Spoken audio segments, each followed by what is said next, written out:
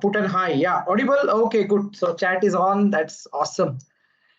Okay, very good evening, guys. We will still wait for a couple of minutes, maybe 2, 3, 4 minutes, and we will try to have as many people as possible. There are almost 170 registrations, but due to many reasons, typically only 30% people join. Okay, that's a typical count which I have found out as a golden number. That if there are 200 registrations, typically 60 people, 70 people will come in, not more than that. Okay, good, good, good. So thanks guys for feedback that I'm audible. You can take your hands down, Karnav, perfectly fine. And yeah, wow. Okay, so we do have 12 odd people right now, so that's a good number. Because it's a very niche community, explicit dynamic, then what is going to happen in railways, what is going to happen in defense. Everyone knows automotive a little, many of know the service part, but very few know about explicit dynamic with regards to defense and railways. Okay, so my whole intention is to make you aware of these activities which are happening, not just in automotive but in defense as well and relays as well, and how exactly we are working and how we will be helping you out or I will be supporting you. So that's kind of an agenda. I'll just give it a trial for sharing my screen. Okay, so just let me know if it is visible. Just type in V if it is visible.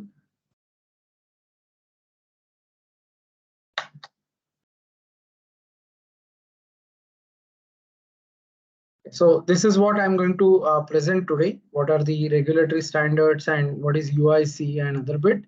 But I just wanted to see if everything is visible. Visible, guys. Vaibhav says visible. Perfect. Okay, visible, right? Okay, I'll stop sharing right now because I have tested it. So wow. So total 16 people. That's still a good count. Let me see if it crosses 30 odd. Let's see. All right. So any of your friend must have joined or registered. You can ask them to join in. I'll be happy to have them in the webinar. Anyway, this is getting recorded and I will be sharing this recording with you all as well, if in case you saw. But let's keep it for the YouTube. Okay. So if I go to settings and I try to change my device, try to change my camera, let me just see if I can change it to SLR. I have a better camera, but it is now very old, so I'm not sure whether it works. It's an SLR, it's a single lens reflex camera, but I'm not. Yeah, I think yes. It should not lag. If it lags, that's not good. Yeah, I think this is better. It's working fine. So I'll just spotlight myself, and that way you will get a bigger screen or bigger view of mine. Yeah. Okay, good. Nice, nice, nice. Okay, so very good evening, guys. Very good evening. Thanks for joining in. Now we will start right away. Thanks for joining in to this session. It is so I'm so honored that you guys took time and joined this session to understand what is happening apart from automotive. Okay, so I want a quick answers from you on our chat box. How many of you are working professionals? Type in WP if you are a working professional right now. Let me see the count, a simple one. How many of you are working professionals? Vaibhav is working professional, fine.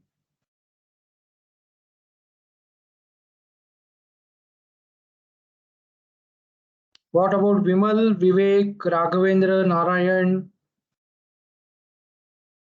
Vivek, Kanav? Right, good, good. All right, Vikas, you're a working professional, no? Siddharth, Vivek Dimole, yeah, fine. Okay, good. So there are few who are working professionals.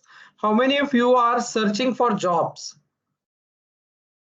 Oh, Raghavendra says I'll start work next month. That's good. Many congratulations. How many of you are searching for jobs? You have completed your graduation, post graduation and you are searching for jobs? Type in searching if you are searching for a job.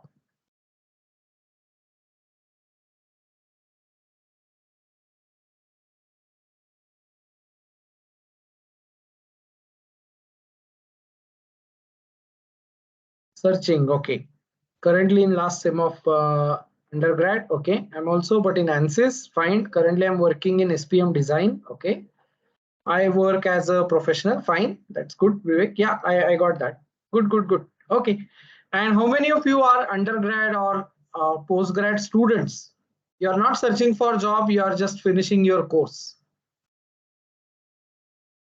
So one of the answer was this guy who is currently in last sem of undergrad, Kanav. But anyone undergraduate, Vimal? Okay, good. So you are still in final year or third year or some kind of learning you're doing, right? Nice, amazing, amazing. Okay, so one last question. How many of you already know LS Dyna? How many of you know that LS Dyna exists? I'm not saying that you know LS Dyna, how to work on it, but at least you know that a software or a tool called LS Dyna for explicit dynamic exists. You can raise your hand. I can see raised hands here. Okay. Vaisini says he knows LS Dyna. Wow. Raghavendra says, then Ravi says, then Vivek says, wow, good, nice. Okay, so nice list of people who know LS Dyna. That's good. 5, 6, 7 people know LS Dyna. That's great. And how many of you know me? Attended my webinar or following me on LinkedIn or seeing my YouTube videos? Let me see how many of you know me. And type in first time if you are interacting with me for first time.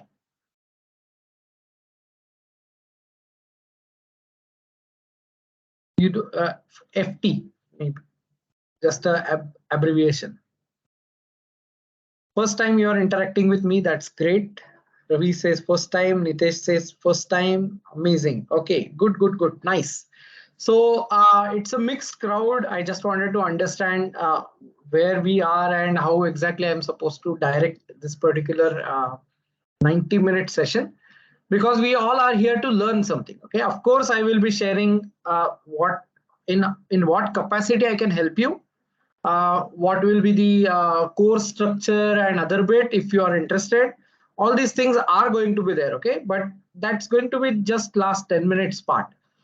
The entire 80-minute part will be first 60 minutes. I'll try to devote myself to teach you something, to make you aware of something which you don't know. The next 10-15 minutes we will try and understand your questions, okay, and then I will try to pitch in. Is that a fair game? Okay. Type in it's fair if I'm doing this in a fair manner. Okay, I'm not going to push you for any kind of a course. I'm not going to push you with the sales pitch. The simple intention is to make you aware of this entire activity as learning activity, question answers, and then of course I'm going to do a little bit of an introduction to my course. Fine, fair. Amazing, amazing. Okay, so type in bring it on, BIO, so that I can start and we will start our journey of learning, and I can share my screen with you. I'll explain what is going to happen in next 60 minutes, and I want pen and paper ready. Okay, I want pen and paper ready. Make sure you're super active on chat, because that's a very simple way of communicating, and I can see the chats, I can see you, I can see all the interactions, and at the same time I can throw some questions and I can get some answers. Okay, there is a specific Q&A session, if you a Q&A tab or a button which you can actually see. Can you see that? Okay, in this Q&A, if I enable it, I think it will be enabled by default, but let me just check. In Q&A, you will be putting a question which is visible to me. Okay, so I can simply create a post. Okay, which city you are from? Okay, I just started a post, and you can actually see some recommendations, some connections, some interesting stuff going on in Q&A. Okay, so that's possible. And that's actually went into a Q&A session or Q&A tab, but you can answer me wherever you want to answer. It can be chat or it can be question and answers. Okay, fine. Nice, nice, nice. Thanks for feedback, guys. I want your full commitment, full energy, because learning needs energy. You cannot just escape yourself out without an energy. So make sure you are 100% focusing on this topic, 100% trying to understand what I'm trying to explain, and we will make best out of these 60 minutes. Okay, that's like a commitment. Okay, give yourself a commitment that I'm not going to go anywhere, my mind is not getting distracted, and I'll keep on focusing on this particular part. All right. Okay, so let me share my screen. It's going to be a blank presentation which I'm going to share first, but yeah, if you can allow, let me do one thing. I can share a full window, but all right. So I'll share a presentation first of all. I hope this is visible to you. It's a blank one. I don't want any branding, nothing to get as a distraction. Okay. So the first important thing is, when we are talking about LS Dyna, we are talking about many different things. Okay, we are talking about CAE, FEA. So where to begin? What is the start point? Because it's so confusing. Am I right? It's very confusing to choose a specific domain or a tool or a specific technology, and then to climb a ladder for next 20, 25 years. Okay. So that's why we are trying to focus on one particular thing, which is first LS Dyna, and the second, or two particular things. The second is domain. I'm a big advocate of choosing domain first and then choosing the tool if you really like this domain. And exactly reverse is happening. There are many wrong, what you can say, wrong guides who are there. I will not call them guides, they are misguiders. But what they are doing, they're forcing you to learn certain tools first, rather than learning or understanding what domain interests you most. Okay, so to begin with this, I'm going to just explain my journey. I'll introduce you within 2 or 3 minutes through this journey, and that way you will understand it better. Okay, so I started my career back in 2005. A typical middle class background. I was having every single bit of fun in my childhood. Nothing was stressed. It was all very simple family, resourceful family. Nothing as far as the struggling is concerned, apart from my internal struggles. But it's not something which is a motivational story in current days. Okay, it's so happening that something bad has to happen to you, then only you can actually create something good. That's not always the case. So I grew up in Pune. I started my college life after my 10th class from SVCP in a polytechnic. So I did my mechanical engineering diploma. After 10th, I did my graduation after my second year of, my third year of diploma, went into direct second year admission.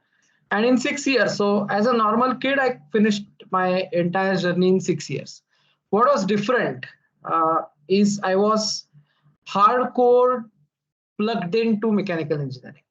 Okay, from my maybe from fifth standard, and I used to build stuff. I used to do science projects. There was family support. Family was supporting me. I was not an art person. I was not kind of a person who got carried away by the other things. But I used to get carried away by mechanisms, by toys, by repairing something, and then the larger stuff.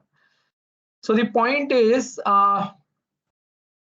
you doing a normal life or you going through a normal life is still going to be an inspirational journey. Okay, because there are very few people who are still doing a guidance stuff when they are not in a struggling side. Okay? And that's something which you should appreciate, because always it happens that for some kind of a tadka, people try and give you a struggling story. So I don't have any struggle story. Fine.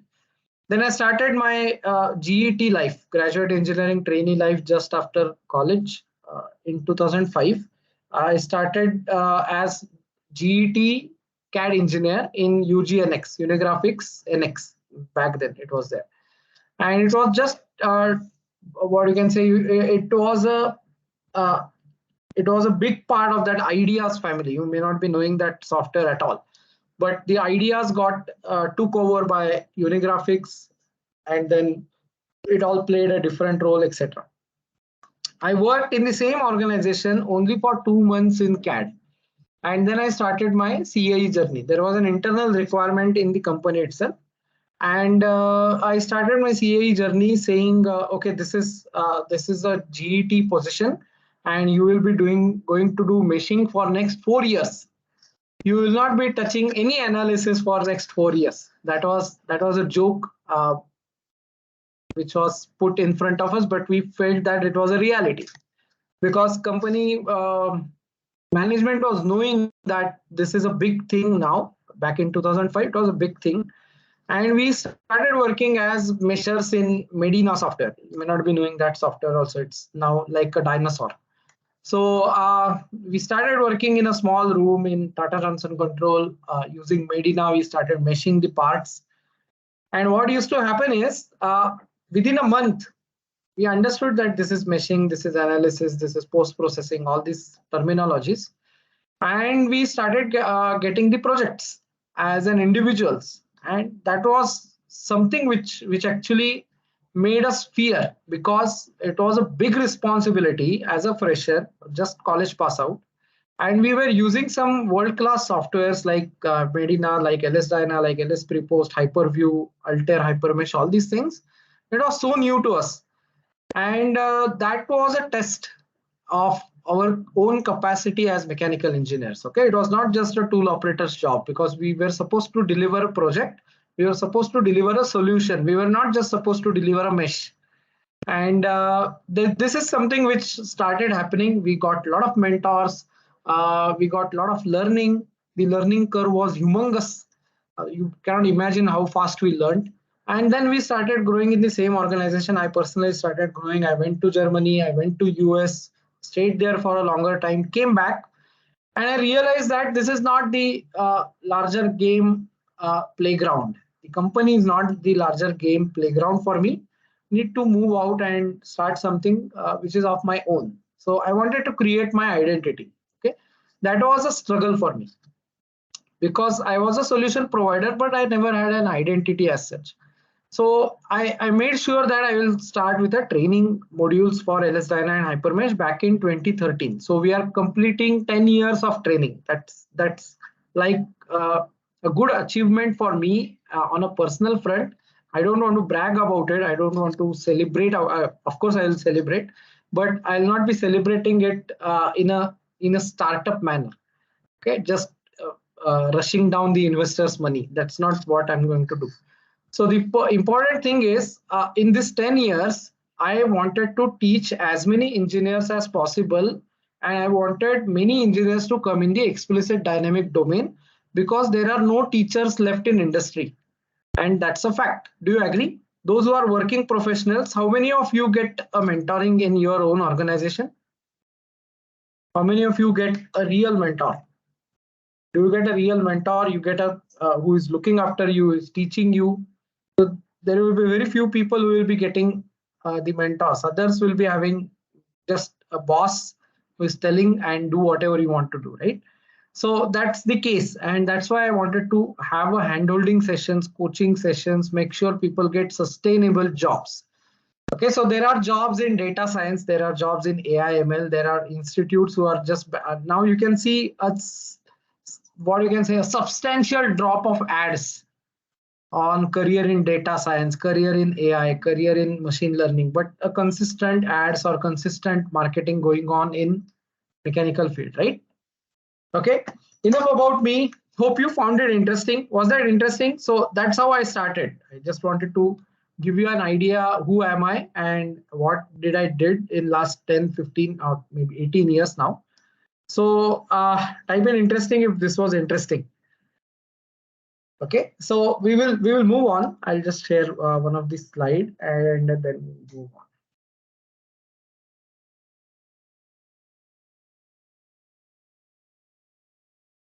All right, so we'll start and understand what exactly is CAE. It will be a short and crisp understanding of computer-aided engineering. It's a virtual prototyping technique. It's a virtual prototyping technique. And I always start with what is the definition of a prototype. What do I do? I always start with what is the definition of prototype. Okay. So what's the definition of prototype? Anyone? If anyone has an idea of any of my student is present, they can answer. It's perfectly fine. So what's the prototype? How will you define a prototype? And maybe I can just put in front of it a model. So what's the difference between or a characteristic of prototype and a model? You can just typically go ahead and put a wild answer, not an issue. Just lower your hands, guys.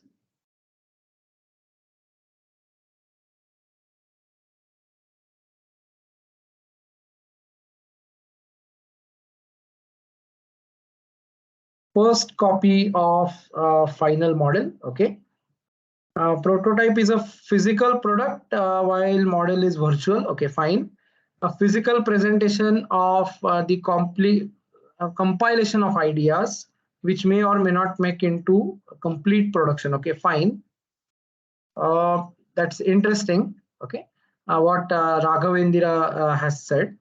Prototype means building a scaled model of actual one. Oh, okay. Apurva says. Apurva, it is. I'm not sure. Fine. Model need to be working, but proto is a working model. Okay. Preliminary version of a device. Fine. Okay. So very good answers, guys. Let me just clarify. So it's not all correct, but I'll just try to put a definition to a prototype. It's a 1:1 working model. Okay. That's the only definition of a prototype. So model typically can be scaled. You can scale a model. You can scale it up. You can scale it down. You cannot scale a prototype. It must be always 1:1. Okay, then only you will call it as a proto. It exists in both physical form and in virtual form. The model also exists in a physical form and a virtual form. Okay. Now, what is the physical model? You may have seen clay models of cars being put in auto expos, or a scaled model of a Boeing 787 Dreamliner, which is undergoing a wind tunnel test. So what is it? That's actually a scaled model. So whenever you say scaled, the next word is supposed to be model. Whenever you say 1:1 and working, the synonymous word is going to be prototype. Okay. So whenever something works and it is 1:1, then we call it as a prototype. Whenever, so even if it is working, for example, you have radio controlled aircrafts which work, but they are scaled down versions and you cannot sit in it. So it is still a model. It's not a prototype. Getting my point? But something which is going to work and is 1:1, that's going to be called as a prototype. Is this clear? So can you take this down real quick? What is a prototype? What is a model? Because we are trying to understand what is CAE. That means what is virtual prototyping technique. And we must understand what is exactly a prototype, what is exactly a model. So this definition will clearly distinguish between model and a prototype. Okay, so type in done once you are done writing, because I want everyone to be connected with pen and paper, because your hand, that physical paper and your mind is all going to complete a circle of knowledge. Okay, just listening to me is not going to be enough. Okay, so type in done once you are done writing. What is a prototype? It is 1:1 working model. What is a model? It can be scaled up or up and down, and it may or may not work.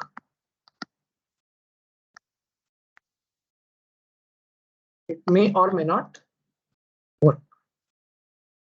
Vikas says done. Anybody raised hand? One second. Let me see who raised hand. Ravi Prasad. Okay, I'll just lower your hand and we will just write down if you have any question. And in Q&A session, you can ask me any damn question you have. Vinita says done. Okay, good. Sini says done. Kas says done. Vaibhav says done. Okay, good, good, good. Guys, last 5 seconds. What is model? What is prototype? If you are not writing, you are actually not present in this webinar. Make sure you are writing down. Make sure you are connecting. Make sure you are involved. Okay. If you want more time, just type in more time and I can just wait for another 5 or 10 seconds. Done? Is done. Okay, Vivek says done. Fine, perfect. So pen down 5 seconds. 5, 4, 3, 2, 1. Okay, stop writing, stop writing, stop writing. Now let's try and understand what is happening in virtual world and what is happening in physical world. Okay. What is the importance of CAE? That's what we are going to understand, and then we will move to the domain part. What is the virtual CAE or virtual prototyping concept? No physical product. Okay, that will just save your what? It will save your time and it will save your money of the physics. That means the materials. In physical prototype, it is always going to be more time to build, more time to sustain or maintain, and it is extremely costly while it goes to testing. Correct? So you can have one prototype physically present and you will have to preserve it for a one specific test. For example, if you are doing a vehicle crash, you cannot have multiple or you cannot have one prototype being used for multiple crashes. That's highly impossible. So you'll need multiple cars of a similar version or similar kind of a characteristic. And that is going to give you, sorry, that is going to give you more and more confidence. Okay, but it is going to also consume more time and money for sure. Okay, so this is very common sense. Now what is else which is a credible thing in virtual prototype? The virtual prototype can be iterated. That means if you want a thickness to be changed from 1 millimeter to 1.2 or even from 1 millimeter to 0.8, you really don't have to build anything.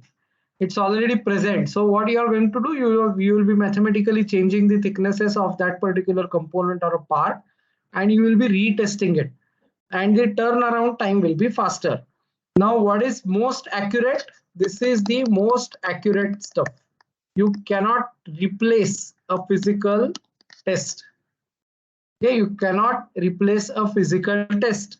A physical prototype is most accurate, whereas a virtual prototype is going to have percentage error, but it will set you in the correct direction. So it will give you an idea that okay, there will be a fair bit of idea that this is what is happening, and I'm expecting this to happen, and this is what happened. Okay, and I just get a validation. Okay, so a virtual prototype, you must be understanding this now. A virtual prototype and a physical prototype are complementing each other. They are not rivals to each other. So there is a clear fundamental gap between academia and industry, and even in industry also, that we are creating CAE models. We are seeing some blue, red, orange, yellow colors to replace the physical prototype. That's not happening. What is happening is, what is the purpose? Purpose is to reduce, okay, to reduce number of prototypes. When I say proto, I'm talking about physical proto.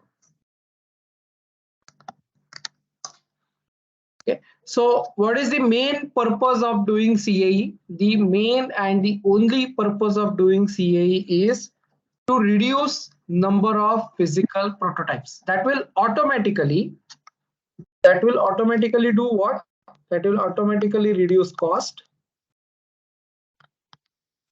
That will automatically reduce time to market. Making sense? Okay, type in MS if this is making sense.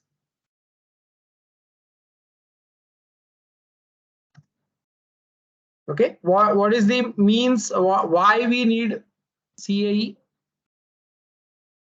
Getting my point? Okay, type in MS if this is making sense.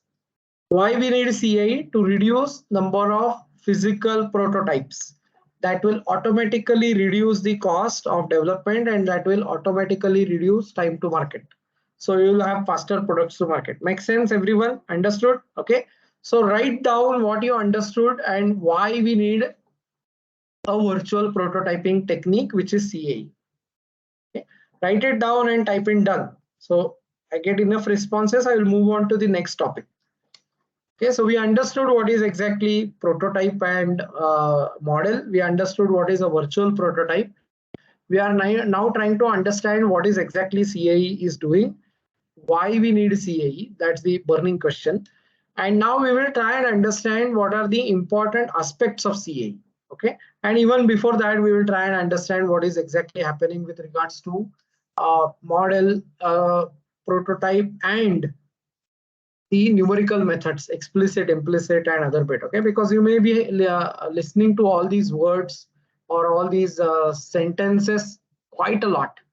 Okay, I'm damn sure that you will be learning these or hearing these words, that this is an explicit analysis, this is an implicit analysis, this is static analysis, this is dynamic analysis. All these words are so confusing to a fresher or to a newbie that you must have a guide. You must have a guide to tell you, or a coach to handhold you to take you to the correct path based on your own aptitude. Okay. So thanks guys for reply. Nitesh, done everyone? Done writing it down? What is a virtual prototype? What is a physical prototype? And why we need CAE? So the basic question is why we need CAE. Okay. Now we'll try and understand the types of CAE techniques. Okay. That's a very good way of moving forward. So CAE can be finite element methods, FEM. CAE can be computational fluid dynamics, that is finite difference method, call it. Okay. Then you have electromagnetism, then you have discrete element methods, you have SPH, you have chemistry, which is being modeled using LS-DYNA or even using any of the CAE tool, multiphysics tool. You have a lot of things with regards to ICFD, incompressible fluid dynamics. So there are compressible, or there is computational fluid dynamic, which is classified as compressible fluids, incompressible fluids, all these things. So everything is called as CAE. And interchangeably, we typically use CAE or FEA as an interchangeable word, but that's not true. Okay. The truth is, finite element method or finite element analysis is one part of CAE. Finite difference method, or we use it for CFD, is one part of CAE. So it's a big umbrella, and you have to choose which domain you want to enter along with the product domain. So a simple thing I'm going to tell you as an exercise, if you are confused, you have to choose a product domain and you have to choose a CAE domain. I'm not talking about tools. You haven't heard any tools right now. A product domain can be, we are going to focus today on railways and defense, but there can be many different product domains which fascinates you. So you may get fascinated with automobile. You may get fascinated with white goods, which is typically the home appliances. You may get fascinated with, let's say, earth moving equipments, off-highway vehicles, we typically call it. And you may get fascinated with railways or defense or general engineering or material handling. It's up to you. Okay, what fascinates you most?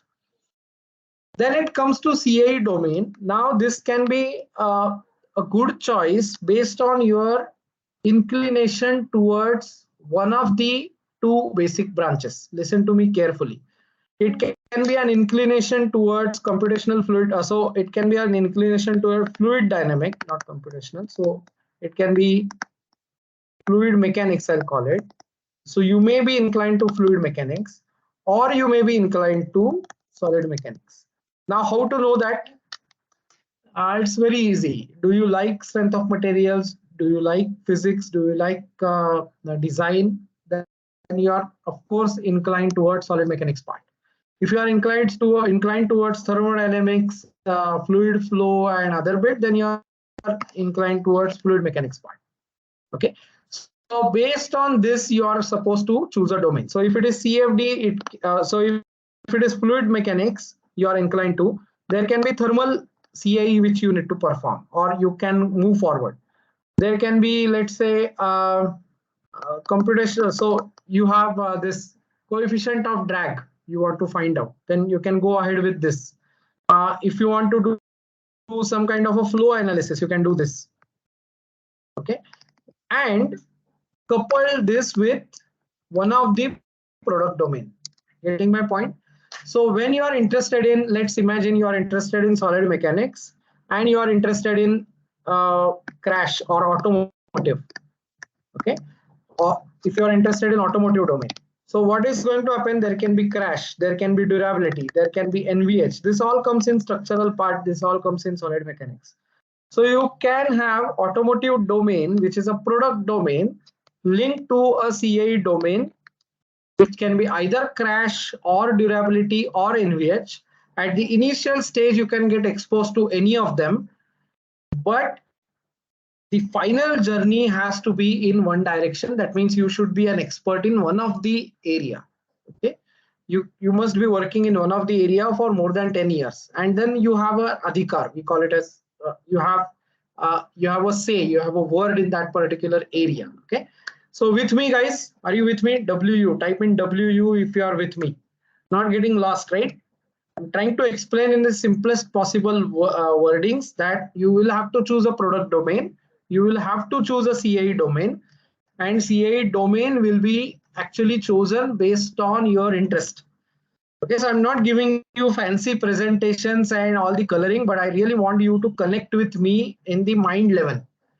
Okay, try to understand what I'm trying to explain and don't make mistakes that many people have made, and after 4 or 5 years down the line they regret that they chose a wrong domain or they chose a wrong tool, and that's not going to come. Your 4 or 5 years are not going to come back. The initial years are full of energy, and if you waste that energy in that particular stage, you are not going to gain more in the next life or next possible years to work on. With me? Perfect. Thanks a lot. Thanks for the feedback, guys. Now, are you learning something? Type in learning if you are learning something. I just want to understand whether this is something which connects with you. Okay. Learning, type in L if you are learning something. L is more than sufficient. Any short form is good. Okay. Kanav says learning. Shah says learning. Ravi says learning. Okay. Good. Nice. Okay. So my purpose is to teach you at the initial level and then to make you aware. Okay, it is not to sell something, it is to make you aware that this kind of thing exists and it can build a sustainable career for your own self. Learning, okay, good, good, good, nice. Thanks a lot, guys. So the purpose of this entire discussion is actually we can divide it in 2 or 3 stages. The first stage is awareness stage. Okay, we will have an awareness about what, about CAE, about LS Dyna, about let's say, because I'm an expert in LS Dyna, I can talk about this more, about a product. Okay, that's something which is kind of creating an awareness. This is the first stage we are in. So right now you are on a journey at the beginning. That means you are just at a first stage where there is an awareness stage. Okay, you are getting aware of it. Then it is going to come to a working stage. That means you will have a working knowledge.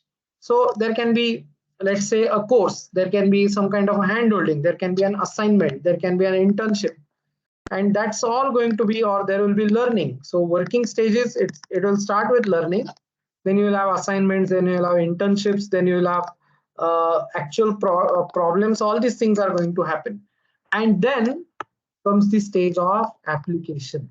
Okay, application either to jobs, application of your own knowledge to the actual problem. Okay, to solve that particular problem. So you are right now in an awareness stage. So you have already started walking on a path which is going to give you lot of sustainable career opportunities. Okay, why I am talking about sustainable career? A simple example, no hard feelings to any of the IT guys or data science guys, but I feel very sad to those mechanical engineers who take a wrong decision of shifting their career at a wrong stage when the IT boom was going to burst. It's going to get burst in maybe 1 or 2 months. You must have seen letters coming from Wipro that uh, you will have to join the organization, but we offered you 6 lakhs per annum. Now we are offering you only 3 lakhs per annum. If you are still interested, you can join. If you are not interested in this opportunity, you can leave. So what is happening, guys? There was never this kind of a situation, and I'm 100% sure that this kind of a situation will never come in any core engineering domain. There is a simple reason for it. The overheads are actually, or the product margin is actually controlling all the costs for the entire organization. So a company manufacturing cars is earning lesser profits than a company who is not manufacturing anything. It's just an IT company, but it is adding so much of a value. So what is happening? You will have a sustainable career where there is always going to be certain amount of capping to every single department. Okay, and that's something which is started to happen. So today's news is the Ola, Uber, and all these guys got no license from Pune RTO to operate the auto rickshaws. The two-wheeler is already banned, the auto rickshaw. That means the app aggregator. Tomorrow it may come that a hotelier association will tell that Swiggy and Zomato should get banned. Why I'm giving you these examples? Because we are trying to work in an environment where there is no virtual thing exists. We are working with physical products. We are working with something which we can feel, which we can touch, which we can actually contribute to. Okay, so this is something which is very important as far as the sustainable career is concerned. So when it comes to application, you are actually targeting core organizations, core companies. Okay, so why we need to do this? We need to do this for to get a sustainable job. Okay, and job is the target. You may evolve as an entrepreneur like I did after 10 years of job. You may evolve as an entrepreneur after 2 years of job. But the issue is, unless you get exposed to a job environment, you may not be. Those who are good employees become good entrepreneurs. Okay, listen to this statement very clearly. Those who are bad employees, they will never go down on a path of entrepreneurship. Okay, so if you are a very good employee, you know the integrity, you know the values, you are bound to your organization, you are following the ethics, you are a good employee, you are going to become a good entrepreneur if you wish to. But if you are a bad employee in your own sense, first of all, doing all kinds of office politics, you are not going to go on a path because you are not worthy for becoming an entrepreneur. That's a simple thing which is going to happen. And I've seen many of the guys who were not good employees started or tried to become an entrepreneur and went to the same job, okay, after the failure. So I feel empathy about them, that this is what happened because you were not good employees. Now, why I'm advocating this again and again? Railways and defense in India, okay, the overall infrastructure, these are going to be the buzzwords for next 25 years. This entire century belongs to India. This entire century belongs to us. This entire century belongs to the democratic population of India. And why I'm saying this, there is a socio-political, socio-economical angle to every engineer's life. The engineer cannot be like an artist who is way cut off with the reality and who is just making money out of his own imaginations. Engineers are someone who are building, who are actually hands-on, who are on ground, and they are trying to build something which is good for the day-to-day activities, good for the country's purpose, and good for the overall protection of the entire population, right? So when it comes to railways and defense, the entire sustainability is going to be always associated with these fields. Are you agreeing with me? Type in agree if you agree with this. Agree that there will be a sustenance between or in this railways and defense domain, right? Correct. You must have seen 2 days back our Mr. Nitin Gadkari, our transport minister, went to Austria for an exhibition which is only dedicated to the cable cars. And they have a plan. In next 5 years, India wants to build 1,000 kilometers of cable cars divided in 250 different projects, 260 different projects. That video is already there on YouTube. I was watching it yesterday. So that guy has a vision of creating something which is not being thought of and creating something which is a good environment for industry, for tourism, for common people, and for the foreign companies to come in. Okay, and similar push we saw in Atmanirbhar Bharat, we saw in Make in India. We are now an export company for various defense projects. I am also part of a big kind of a defense project, a small part, but a small part of a big defense project, and we are trying to develop few things for defense. And this is something which is going on at this level, a small level. Okay, so that's why I wanted everyone to be at what stage we should be at awareness stage. I don't want you to be at a working stage right now. I don't want you to be at an application stage right now. But if you are aware, you are going to take an informed decision. If you are unaware, you will take a wrong decision at a wrong time, and then you are just going to go away. Okay, so I want you to share this video once it comes to YouTube to as many friends as possible in your college, or maybe share with your HODs or with TPOs, just to give them an awareness that this is an awareness session. This has nothing to do with sales, nothing to do with the working knowledge. But as an engineer, we should understand socio-political, socio-economical aspect of our own economy. Okay, so we are going to be on a fastest possible economy run, that is growth run. We are going to be on a churning economy where the consumption is there and at the same time creation is there in the same soil. Okay, it's not something which is an export or an import oriented economy. We are consuming our own self, and we are the biggest population now. So that's also big news which came a couple of days back, right? So when we are trying to focus on this larger picture, we are able to focus on a smaller part called why to use LS Dyna, or why to build your career in LS Dyna in defense and railways domain. Is this clear, guys, why I'm giving you this context? Type in clear if this is clear. The context is, if you know the larger picture, you can actually make an informed decision. Okay, clear? Everyone understood? Vinita says clear, Kanav says clear, Vivek says clear, Vatsal says clear. Okay, so the overall understanding is, it is very important to first of all be aware of a larger picture for next 25 years. Okay, and this is something which I want to focus more. Okay, so let's go to the another slide. I'll be running you through some of the load cases in the railways. I will be running you through some of the load cases in defense, and then we will have question and answer. Okay, because I want more questions in an open-hearted format, so that I can answer in a well-mannered fashion. Okay, so that's something which I wanted to do. All right, so let's have a sharing of this the different screen. Let me just share the railways presentation first, and then I'll go to the defense presentation, because that will take a little longer. But I did share this in the earlier case. So we have this slide open, and this is of course from open database, nothing as far as the copyright is concerned. But if you can easily see, I think it is visible. Type in visible if this is visible. V. Type in V if this is visible. Okay, I don't want to bore you too much, but the animations will make this very interesting.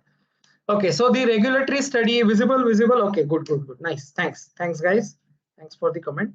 So we have regulatory studies of railway bogies and railway coaches. Okay, so coach, bogie, all are, so typically bogie is set of wheels. That's a bogie, and coach is what you build on it. So we have various dampers, crash energy management, and what you see here, you can take a note of it.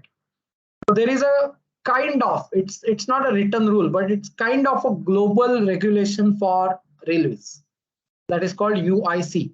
And the assignment is, I want you to find out the full form of UIC.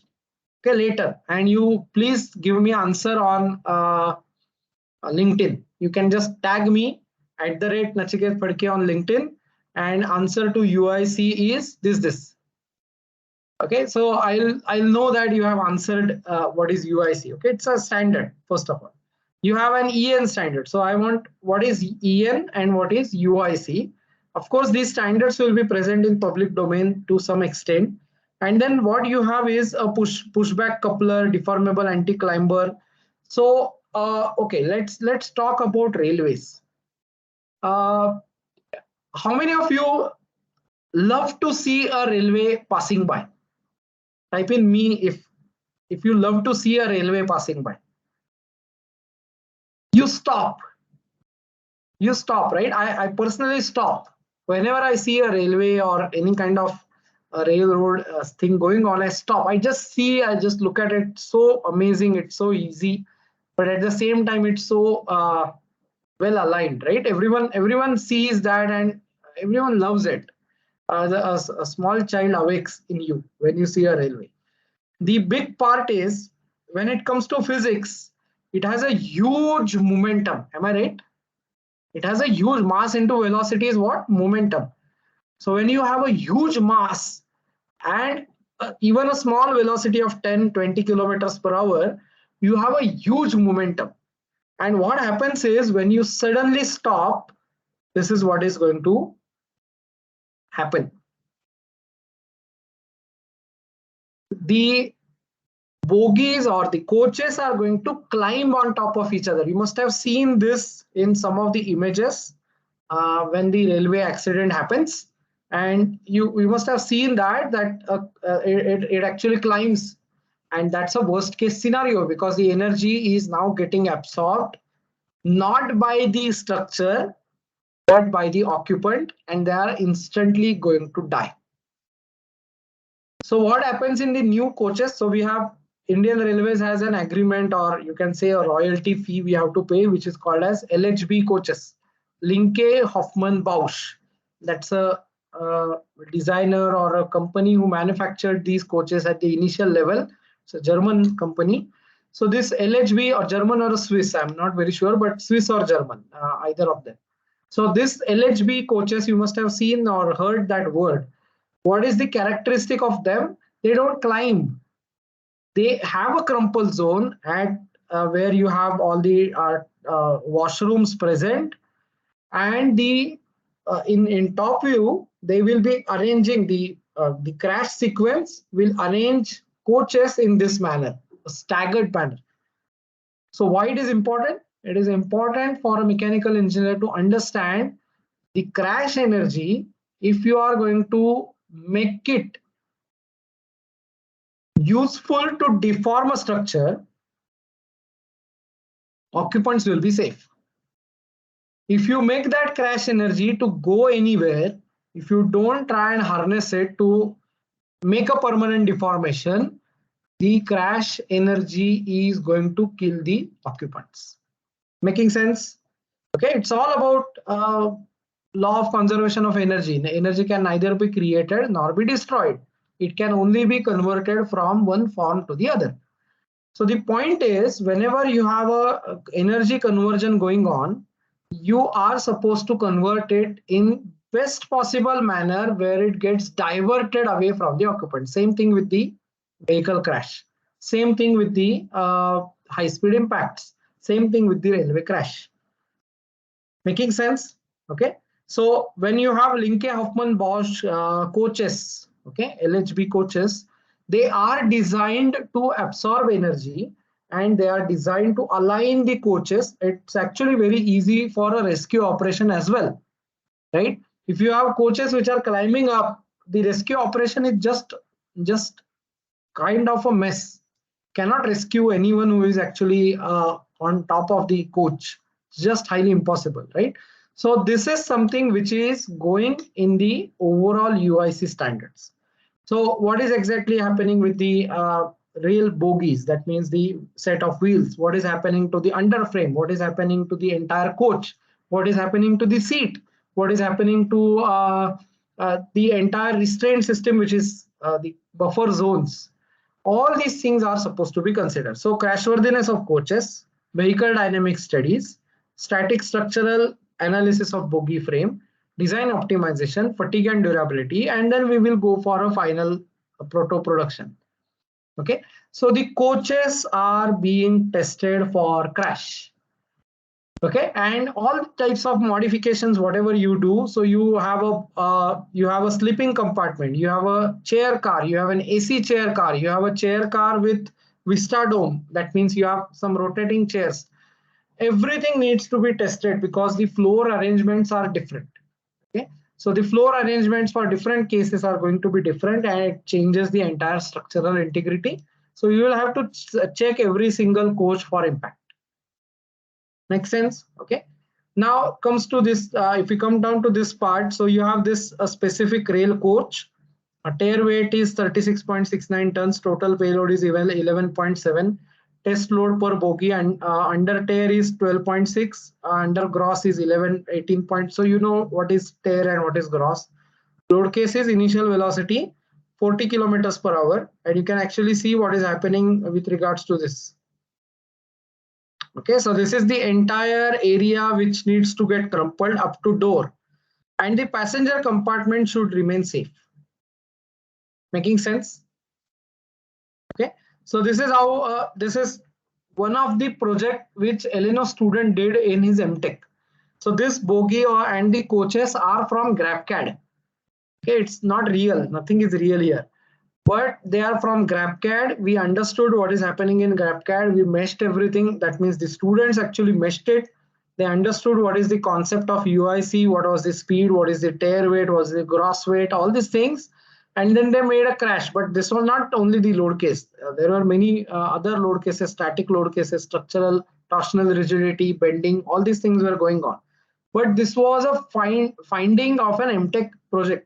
It's an interesting work to do in an MTech so that you can be a worthy candidate to go into a railways domain. You can be a worthy candidate to go into a defense domain. And I'll tell you a funny part, guys. The funny part is, if you have worked in railways or defense, you already have credibility proven for automotive. Okay, the automotive guys are taking into account that if you have worked on something which is related to railways or defense for explicit dynamic domain, you are worthy candidate for them to get absorbed. That's a fact. Okay, that's a fact. So trying for this, and if you fail to get any kind of a job in railways or defense, you have an option open to go into automotive or even to the general engineering or to the home appliances division. Okay, we have successfully placed candidates like these in home appliance companies, and that's quite possible. Okay, because job becomes an important aspect. Markets you really don't know, they may be volatile, but you always have a comeback time in 1 year or 1.5 years or 2 years, and you can tell your employer that I'm interested in this. Okay, that's always possible. Fine. So okay, let me switch my camera, guys. Okay, it will switch back on. But I think you can see my screen, right? My screen is visible, correct? Type in visible if this is visible. Okay, so we have a dynamic analysis of railway track where we will be doing a vibration, noise and risk derailment increases. All these things are very possible or much possible in LS-DYNA to do. This is all LS-DYNA study. You can actually see that. Then you can do an analysis of railway fatigue. Okay, so railway wheels, you can do a fatigue analysis, crack propagation, extremely important. So I'll highly recommend you guys to go through some of the videos from Shinkansen, that is the bullet train, okay, a Japanese bullet train. and how they actually do all kinds of analysis to understand how the railway is performing or the rolling stock is performing. Okay. So this is very important, the fatigue analysis part. Then, as I said, the crack propagation, are they superficial or are they something which are going into the core, and all these things you have to make sure. Durability, okay, extremely important part in railways life or a coach or an engine life, because it is going under, what is durability? It is going under fatigue and durability. It is going under cyclic loads, and you must be able to find out what is the life of that particular component or a system, right? So this is something which you do. So just to read it, FEA is simulate the rigid or flexible dynamic properties of a car body. Now, if you have already tested the coach and you are very confident about the coach, you can convert it into a rigid so that you can save calculation time. But if you are not sure about whether coach is going to perform well, the sitting compartment is going to perform well in a basic test, you can have it as a deformable. The actual solving time will be a little higher, but nothing more than that will happen. Then you have car body durability involving definition of useful life, okay, and damage distribution of a car body structure. So useful life is something after which you should not be actually using that coach. Okay. Multidisciplinary optimization is a keyword buzzword now, MDO, and an iterative procedure incorporated with several kind of analysis results. So it can be thermal shock. So the same compartment, if it is traveling a Kashmir to Kanyakumari express, if it is traveling, of course it is getting through various different environments. There will be cold, there will be rain, there will be hot atmosphere, humid atmosphere. It's going to be calling for this MDO, multidisciplinary optimization, where you will have to optimize a product for all sorts of needs. And that's a classic case with Indian Army as well. Okay. So an interesting case with Indian Army is you will always have very high requirements, very high, you can say extremely high demanding specifications from Indian Army. And if you can fulfill the Indian Army requirements, I think you can fulfill any army's requirement. That's the reality right now. Because you have terrains like Tibet, and you have terrains like or Ladakh, you have Tibet's like extremely cold and dry environments. You have mushy environments in Arunachal Pradesh and other bit. You have extremely rough environments in lower part of Leh, Ladakh, not Leh actually, Kargil and other bit, little southern part of the Western Kashmir. And then you have Rajasthan, you have Gujarat, you have Punjab. So the environments are so different that the product can be one, but it should perform in all the environments. That's the entire case in defense as well. Okay. So vibration analysis, NVH modal analysis is extremely important, because any kind of a resonance is just going to kill the structural integrity of the entire system. Are you with me?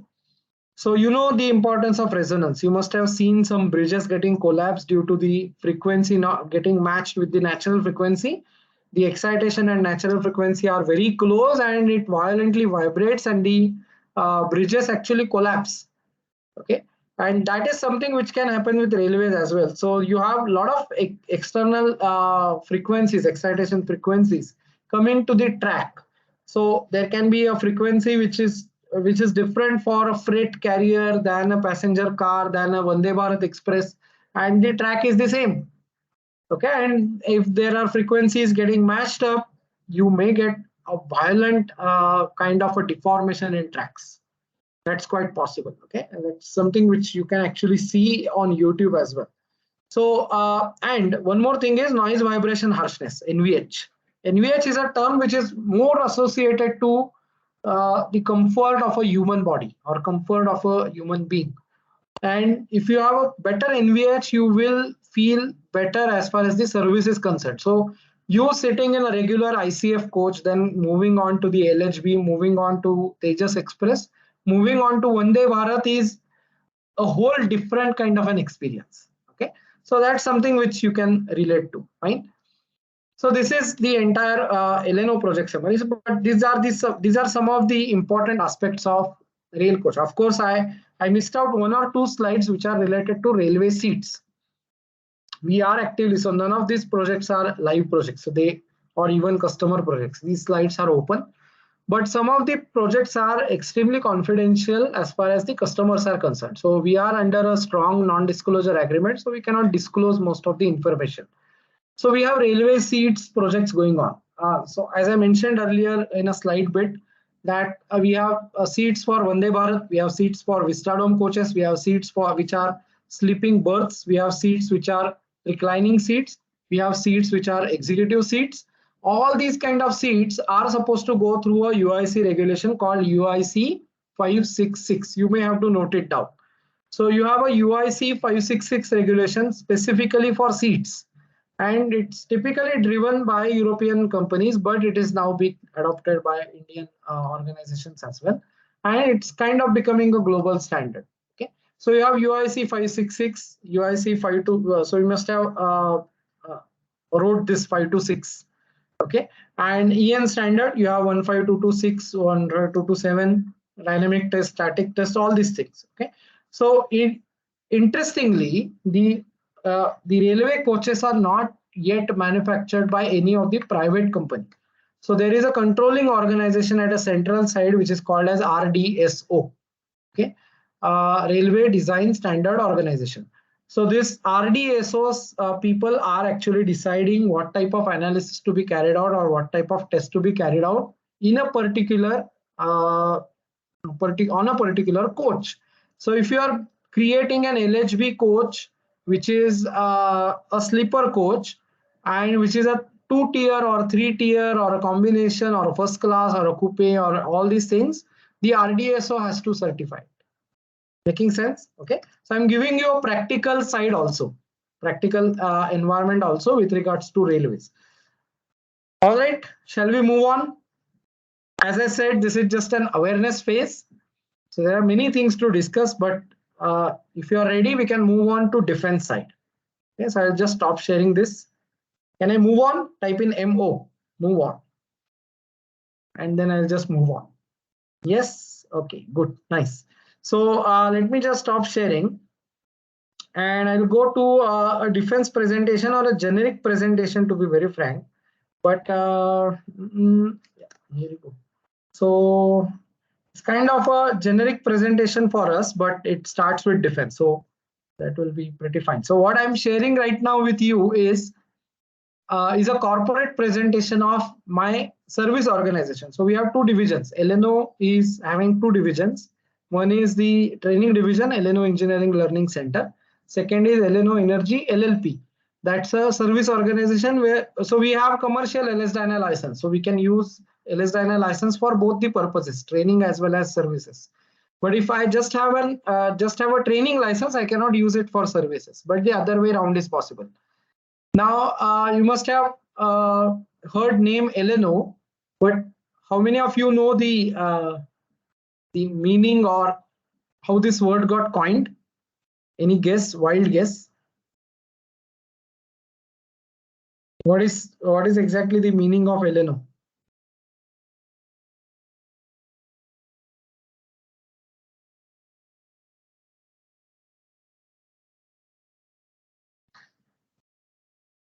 Yeah, so elements and nodes. Yes, absolutely right. So it has no meaning. It's so we are so stick to the finite element analysis and CAE part that we formed our company with the name elements and nodes. So it's a small word, but it has a lot of meanings with regards to our own lives. Okay. So thanks Roshan, thanks Shah. Okay, so guys, I think my screen will be visible to you, which is about DRDO projects and all these things. So this is open, nothing secret information. We don't have any secret information. We did completed a Rudram project. We did completed a Rudram 3 project. What is Rudram?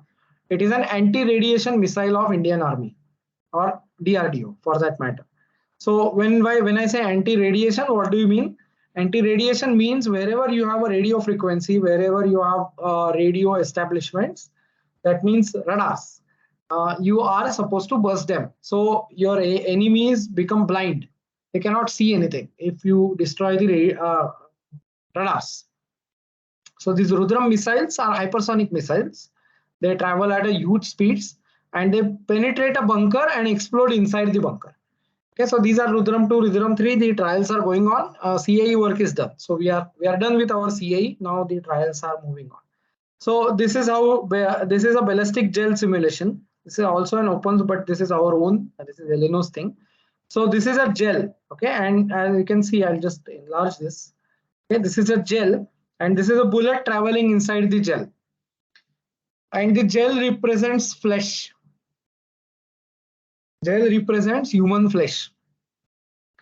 So the philosophy is, if you have a smaller bullet, you are going to make sure that the bullet goes inside the flesh and rotates. What is happening here is what is supposed to happen. This creates huge damage. It never kills the soldier because it's a small one. And what happens due to this kind of an injury, there will be 2 or 3 more liable people or capable soldiers are going to become liable because that soldier is not killed. You may be knowing, you must have seen a lot of war movies where if anyone gets killed, nobody pays an attention, they just move on. But if anybody is injured, they are trained to make sure that there is some kind of a support being given to that injured soldier. Am I right? So that's a new trend which is going on, and that's why you can actually see the bullets are made to twist in such a way that they create a lot of injury, they don't kill the person, and that creates a lot of liability on the able soldiers. Okay, interesting, right? So this is what is happening in defense. Then we have completed some flail project. Flail is a mine clearing vehicle. These projects you will never see anywhere. Okay, apart from ELENO, nobody is going to tell you these projects. I will bet you like anything because this is our hard-earned credibility in defense domain. Okay, this is something which we put our sweat and blood into it. Okay, and that's why we have this kind of an access. Again, this is an open project, so I can share. This was an academic project at the initial stage, and then it became a commercial one. So what you see as red particles is actually a soil. So we tested a soil in a soil testing lab. We understood what is the compactness, compaction capacity, all these things.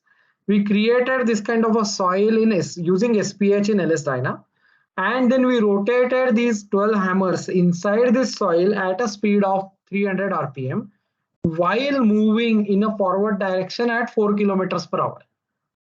So I'm giving you a boundary condition, how complex it is going to be, that you will have to keep on rotating and you will have to travel in a linear manner. At the same time, you will have to have a complex contact, non-linear contacts, non-linear materials, and you will have to find out a balancing force.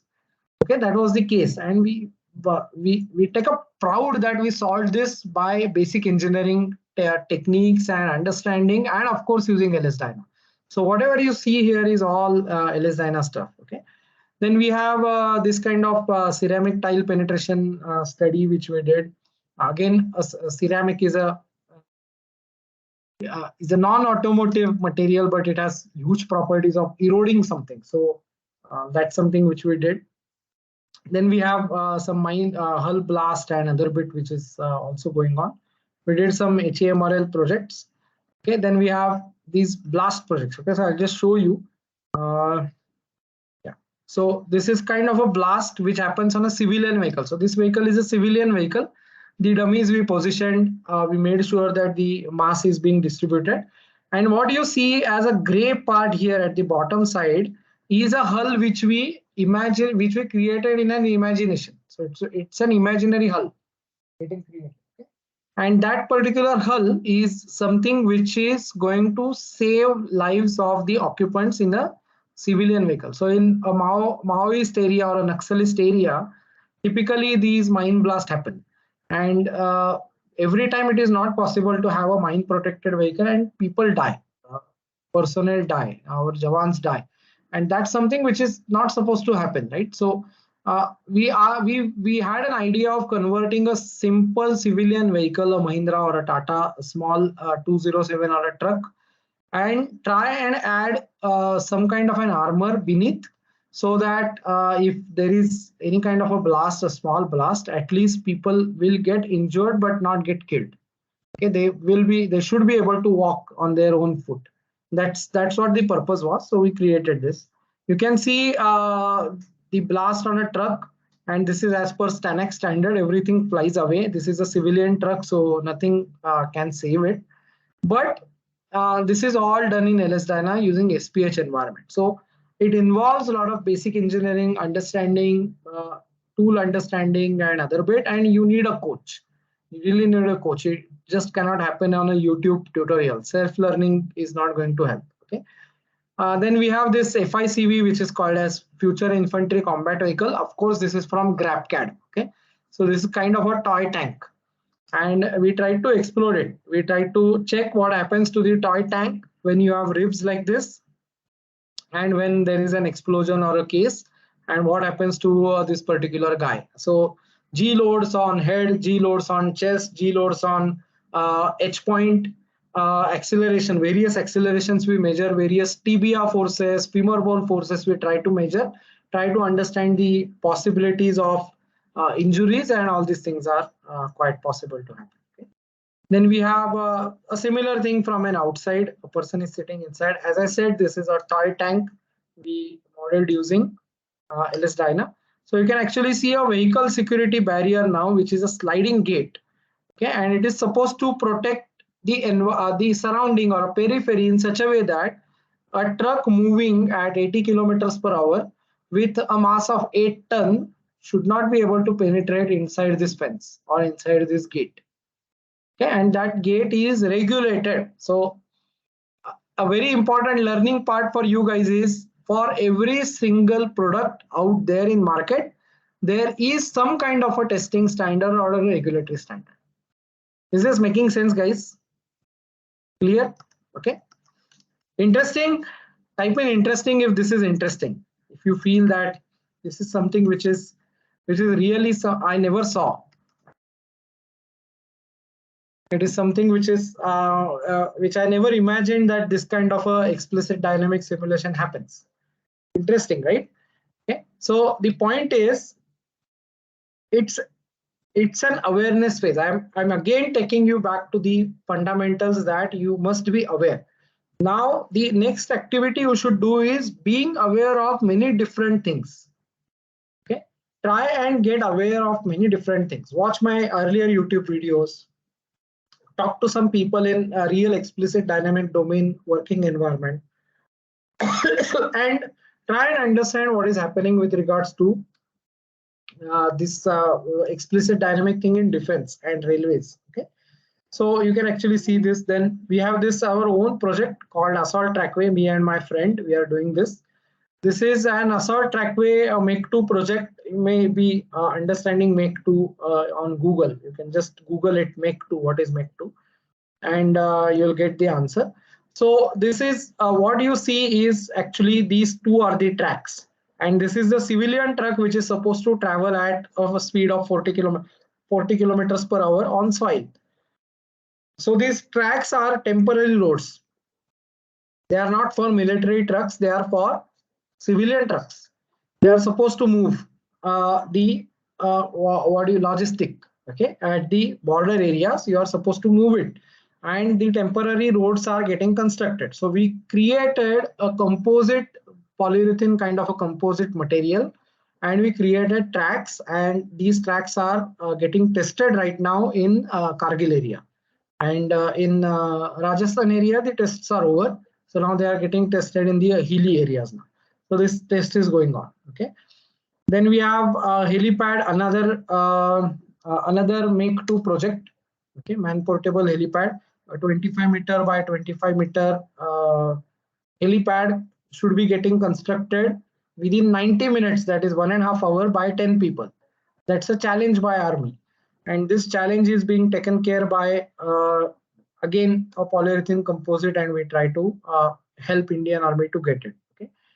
So you can actually see this as a bunker penetrator. As I mentioned, again, this is an open source. We don't have any RCC structure, but you can see a reinforced cement concrete is being used, and there are reinforcement bars, and these are being used to create a fortified bunker. That means we are working on an offensive side with DRDO, and we are working on defensive side with IIT Delhi.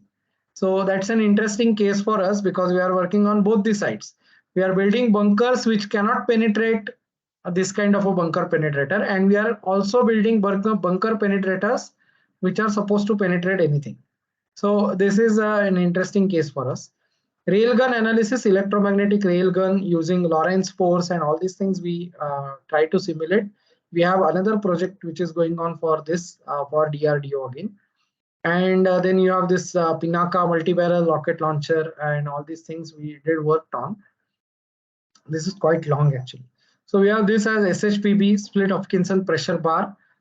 So we tried to create a material model in Johnson Cook material modeling format where we can go forward with this split Hopkinson pressure bar study, and we can move forward. So this is another area where we did a model analysis for one of the COEP project.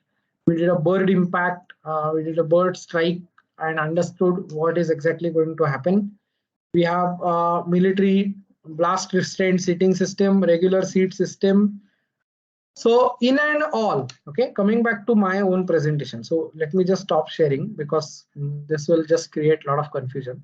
So in and all, I just try and share how exactly we can help you out. Okay, so I just want to give you a simple idea that we have a single, the modules are very simple at ELENO. Okay, the modules are, you have silver module or silver membership. Then you have a gold membership. And then you have diamond membership. Okay, why it is a membership, I'll explain. What happens is I keep on adding some of the courses, I keep on adding some of the content. So it's not typically a course. Okay, so you will have multiple courses in one of the membership. So if you buy gold, you are going to get silver. If you buy diamond, you are going to get gold and silver both. Okay, and of course the diamond. So what is happening in silver membership? You have hypermesh, you have LS prepost, and you have basics of engineering. Okay, that's going to be your silver membership. Okay, you have a gold membership where you will have LS Dyna. So you have silver membership plus. Okay, you will have LS Dyna access. Okay, and you will have seating system product training access.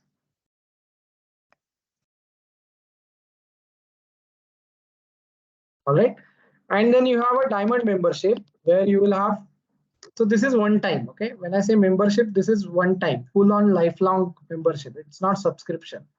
So once you buy it, and you will always get an update, you will always get an access, you will have a lifetime access. So you have a diamond membership where you will have everything from gold, and you will have access to defense projects, railways projects, and you will have access to automotive projects as well. Seating system, CAE, I call it, seat CAE.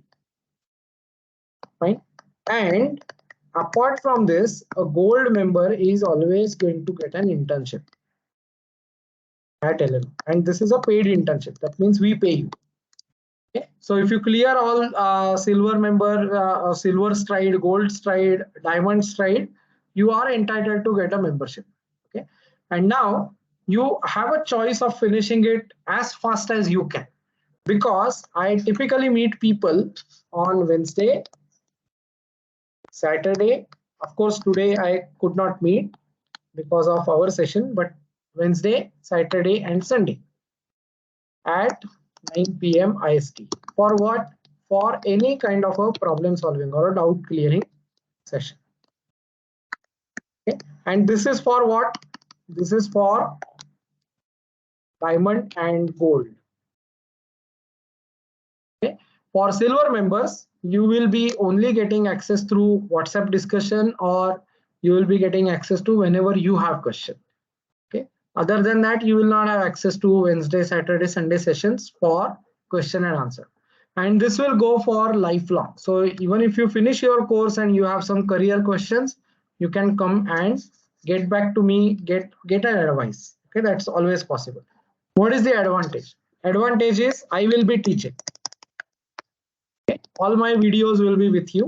You can learn fast, you can learn slow. Vinita is there in this session. You can ask her if you want to. So I will be teaching. First advantage. Okay, because I'm hands-on. I'm still working. I'm making sure my team works. I'm making sure that I am hands-on with LS Dyna even after 18 years. I still find it interesting and I still find it very, very intuitive. Okay, so I will be teaching. First thing. Second, it is all digital platform, so everything gets recorded and everything gets an access. Okay, so even if you miss a session, a Q&A session, it's always possible for you to view it again. Okay. The third important thing is, and that's a big USP, which is called as community learning. That means in a question answer session, you may imagine that if there are 50 people, 50 students, and if somebody has a question which nobody else had, all other 49 are also going to learn. That's a community learning. And that will create an environment where asking questions is treated as cool. Okay, so I love people who ask questions. So asking people should be always treated as a cool gesture. So you should be a cool dude if you are asking a question. And I want to promote that.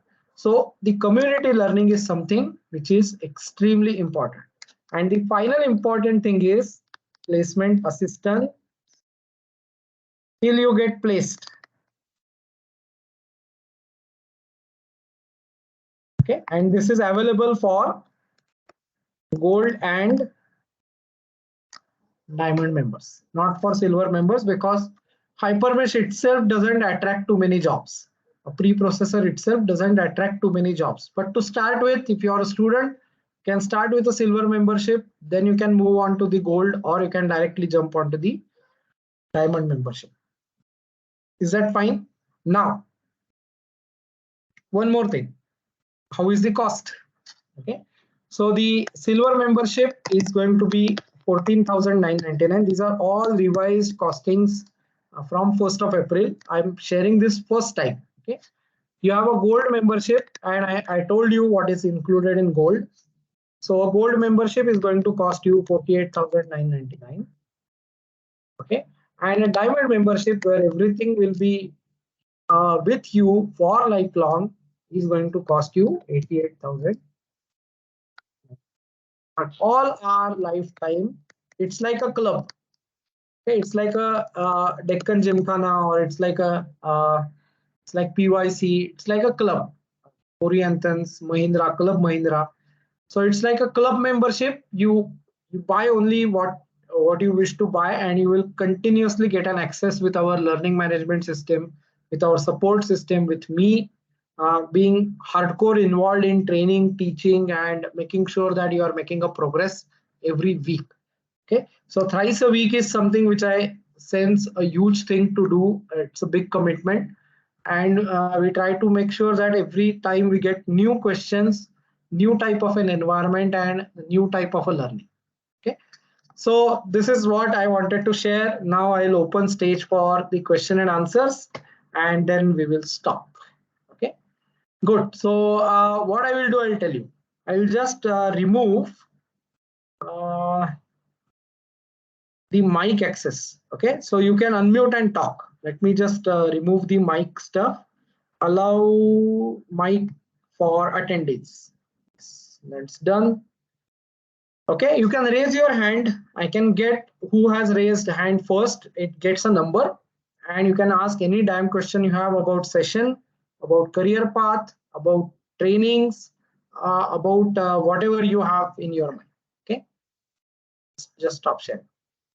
Yes, go ahead, guys. Vivek, SG,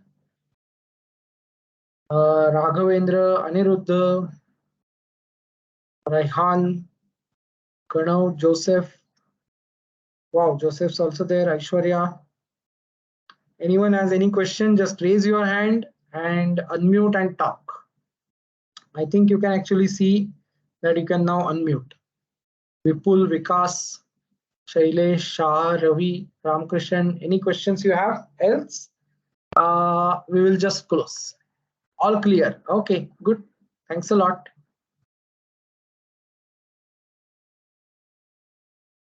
Okay, so you can connect with me on LinkedIn. I'll just paste a link of mine on LinkedIn. I'm super active there, so you can actually touch base on LinkedIn. So here you go. bit.ly/Nachiket Phadke. If you click on this link, which tool is better? Again. Okay, so let me answer. I'm not against tool, Nitesh. I'm sorry. But which tool is better for opportunity? Abacus, LSDyna, ANSYS for structural analysis. So an answer to you would be, as we discussed, okay, let me share my screen again. Let me take you back to this same content which I shared. Okay, so what first you are going to choose? You have already chosen this part. Maybe, okay, 1 second. Where is it? Yeah, you must have chosen that you want to go into the solid mechanics part. You want to do a structural analysis. Okay, so it can be crash or it can be static. It's not durability, it's not NVH. So I have decided that. Now, you must interlink this with the domain. What domain you want to pursue and search for an industry leader. For example, if you go for a static analysis part in off-highway vehicles, there is only one choice, which is. So I have decided that. Now, you must interlink this with the domain. What domain you want to pursue and search for an industry leader. For example, if you go for a static analysis part in off-highway vehicles, there is only one choice, which is Abacus. Everyone uses Abacus. If you are on a crash side and you want to go into, let's say, defense side or a railway side or an automotive side, only one choice, which is LSDyna. So choosing a tool should not be your priority. Choosing first of all a CAE domain and then choosing the product domain should be your priority. And what next you have to do, a very good question actually, you have to search for dominant tool in that particular domain. Making sense? Dominant tool in that particular domain. Is this fine? Okay. Just a general question Karnav is asking. Should one do masters after or before any industrial experience? My personal choice is after you have some industrial exposure. At least 1 year or 2 years. Most of my students who are going abroad, most of my students who are learning LSDyna right now, they are taking up job as their first priority and then moving on to the masters. Okay, Kanav, very good question. But my personal suggestion is you first do the job, get hands of it, get and understand what is exactly happening in the job environment. You will be in a concrete position to decide what subject you want to study. Okay, I have a student called Rushikesh Ghatpande. He did an entire project at my end back in 2017. He did, I'm talking about final year BE project, that is graduation project. He and his team did that. Then he joined a engineering solution provider in CAE LSDyna Hypermesh domain. He worked there for 3 years. He worked with me for another, or in that 3 years, he worked with that guy for 2 years, worked with me for 1 year. And then he actually resigned and joined VIT in lockdown period. And in lockdown, he completed his entire masters and now he is in Tata Motors in Engineering Research Center. So that's a very important thing to happen. Okay. Do you also provide opportunity for remote jobs? I am currently out of India. I would like to do a part-time CA job. It's not possible. There are obvious reasons in defense and railways with regards to non-disclosure agreements and very tight data security reasons. Okay, so there are possibilities that you can work in some environments where the data still remains in the organization and you only have a remote access to that particular thing. You cannot copy anything out of that environment or the server system. I think it's quite possible. Okay. Does LS-DYNA has good capability of FSI? Yes, of course. So it has a very good capability of fluid structure interaction, airbags in particular. It has very good capacity with thermal and structural coupling. It has good capacity with electromagnetics, thermal and structural coupling. It has tank sloshing problems. So FSI is something which we do day in day out. So it has a very good capability. Good question. All right, who is next? Somebody raised hand. Nitesh, your question answered, right? So I'll just lower your hand. Fine. Any other question, guys? Any question about the gold membership, silver membership, diamond membership, and uh, I hope you found this interesting, right? Many people stayed back, so I was not boring. That's what my own opinion is. Yes, you are most welcome. Yes. So Kanav, we do have an EMI option. You can talk to me. Uh, I will explain you how the EMIs are getting paid.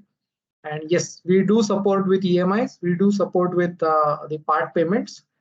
We want as many people as possible to learn. Okay.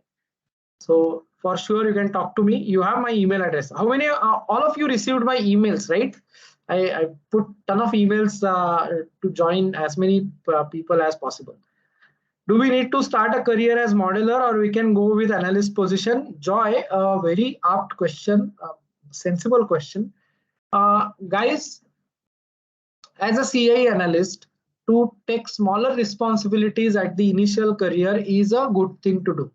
So a modeling career is a smaller responsibility, but the mistake which people do is they only learn the meshing part, modeling part, they get a job and then they forget that I want to move on in my career by doing my solver skill upgradation.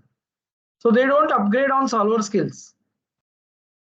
You are with me? Are you understanding this part? So what happens is whenever we have a solver requirement, the company always looks at somebody from outside because the crowd which is sitting for modeling is actually not interested, okay, in the entire solving area, or they are not capable of the solving area.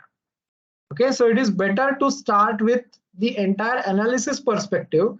You can have a clear job description from the employer that I can do modeling up to certain extent, maybe 6 months, 3 months, 6 months. But after that, I need a clear writing. In writing, I need clear perspective that I'm going to move as an analyst. Okay. Yes. So Ramkrishan, updating from silver to gold is possible. You will have to pay the difference. Okay, you will have to pay the difference. I will just negate the silver part, and you can update to the golden membership, gold membership. It's possible. Okay.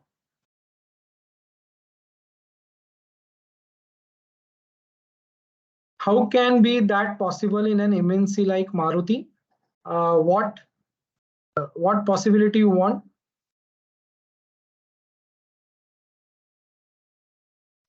Can you, Kanav, you can unmute and talk. It's perfectly fine. I can listen to you.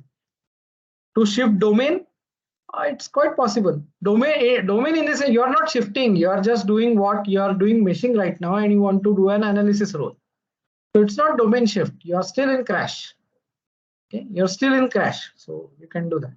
What is the salary that you can expect, Joy? A salary, typical salary figure should be 3.6 lakh per annum and above for a good fresher. Okay, I'm talking about good fresher. So I have good benchmarks from various organizations in Pune, in Greater Noida, in Bangalore, in, so I'm talking about the minimum salary of 3.6 lakhs per annum.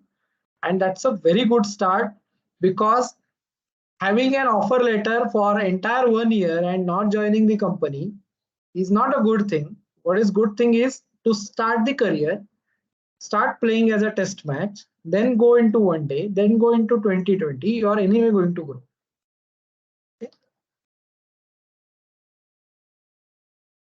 Hello. Yeah. Hi, Nachiket. Here is Nisa. Yes, sir. Yeah. Uh, so I am in Germany. You are anyway going to grow. Hello. Yeah. Hi, Nachiket. Here is Nisa. Yes, sir. Yeah. Uh, so I am in Germany. I'm working as a CA safety engineer, so in a passive safety field, Yeah. and I'm using PAMCRAS as my main solver.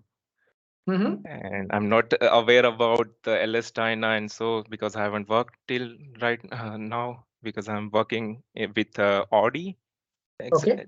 and they are I using understand. they are using PAMCRASH as a main solver. So Correct.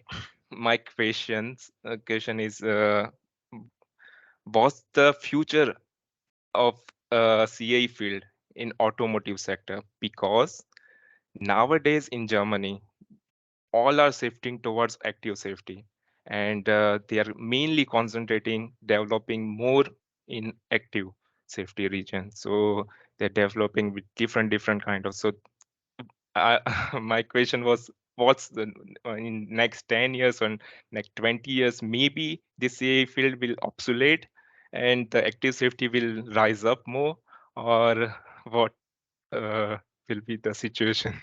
Yeah. Yeah. Very correct question, actually. The point is, all these electronics wizardry is anyway uh, not redundant. In the sense, there will be some kind of a failure in that particular thing, and whenever there is an occupant, whatever active safety feature you have, the structure must be safe. Okay, that's a clear understanding between the governments as well as between all the organizations. So it is not something which is new. Okay, that even if there is an active safety, can we reduce some of? So people try to do that.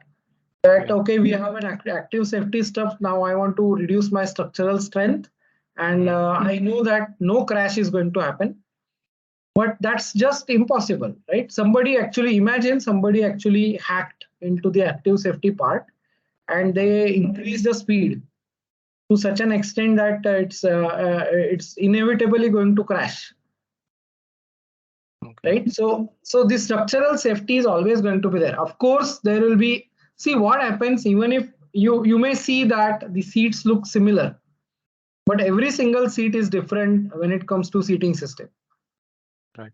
right? So the point is, when you have this kind of human aspect to it, nobody takes a risk, because if you are doing it right now and if you stop doing it, and if you retry or reimpose or try to reimpose this stuff, people will be going up with the resistance. They will resist that, okay, now you scrap the passive safety part, now we are going to not follow the passive safety norms, and we will only play with the gadgetry, and active safety should prevail. That's not the Okay. case. Okay, so I don't think CA, see, uh, it's always a question that if something new comes up, are the existing jobs are at a stake? Mhm. And the answer to it is evolve. Okay, Yeah. that does not mean the jobs have stopped. Okay, that simply means the jobs have evolved. The draftsmen have changed to the CAD designer, 3D designers. That job is, so it never stopped, right? It actually grew like anything, because earlier Right. it was a skill. Earlier it was having pencil and all bit, everything was on piece of paper. It was a skill. Then it becomes software driven. Then it become you. So it's all going to be an evolving thing. Nothing is going to stop. I don't see it as a threat. People ask me what is AI and ML going to do. It is going to empower CA.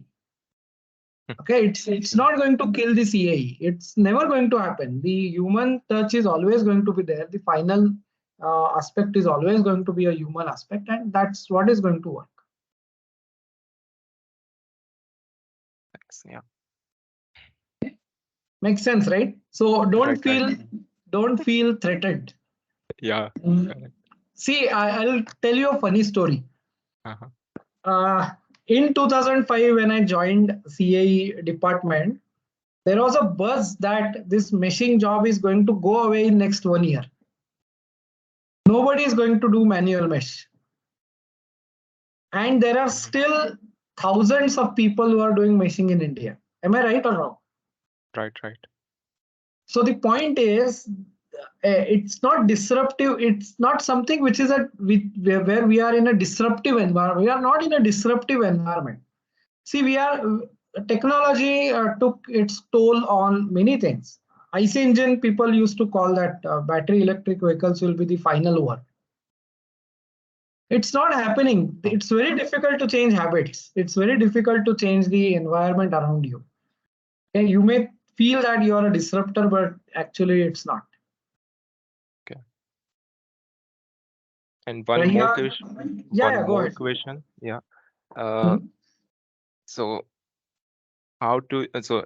in your case, how many times you are integrating Python or any automation tool in Yeah, your CAE field? So we are right now integrating to some extent where there are large number of iterations to be calculated. Okay, so if you want to create a lot of data points, if you want to create too many iteration design of experiment kind of tree, then yes, we are using Python actively. Having said that, for one simulation, it just makes no sense. correct. Yeah. So a single simulation manually you can do, and there you need the engineering skill. Mhm. So imagine you want to do a single bullet penetration, no iteration, nothing. Totally. Just a single bullet penetration you want to do. It's all going to boil down to how basic skills you have, how deep basic skills you have. Okay. Okay. So no need of automation. You just want to find out depth of penetration and the area of delamination and other bit. It's very simple. But the solution which you are going to give is all dependent on not on Python, not on AI ML, but on your own instinct and basics of engineering, physics. Correct. I will write you on LinkedIn. I need some Yeah, support regarding this Python stuff, and because perfectly I want fine. to do somewhat automation and I'm stuck Yeah. with it. You see, I am also in a learning boat. I'm not an expert Okay. in Python. Even my team is also exploring. We are also taking a lot of courses, and we are trying to build our own environments. But it's like I am also learning. My team is also learning. Our customers are also learning because Mm. it's new for the mechanical engineers to go into this coding environment typically. Yeah, fine. Good. Thanks, Nisarg. No. Thanks for the elaborate questions. Yeah, Oh, guys, we are 15 minutes overdue, but if you have questions, I'm here to stay. Don't worry.